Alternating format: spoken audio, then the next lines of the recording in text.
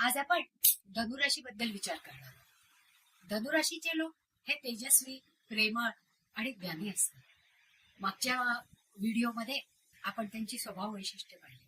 आज आपण त्यांनी समाजामध्ये कशा पद्धतीने वागायला पाहिजे, घरामध्येही आणि बाहेरही, याचा विचार करणार आहोत.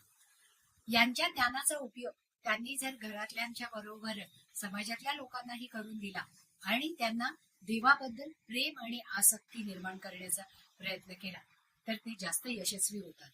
त्यांच्या वाणीमध्ये एक विशिष्ट गोडवा असतो आणि आग्रही असतो, याच्यामुळे ते लोकांना आपल्याकडे खेचून घेतात, आपल्या बोलण्यावर त्यांचं लक्ष केंद्रित करतात. अशा वेळेस धनुराशीच्या लोकांनी जास्तीत जास्त मुलांवर चांगले संस्कार कसे करता येतील याचा विचार करायला पाहिजे आणि स्वतःबरोबरच इतरांच्या मुलांनाही कशा पद्धतीने ज्ञान देता येईल हे प्रयत्न करायला पाहिजे. आज आपण धनुराशी बद्दल विचार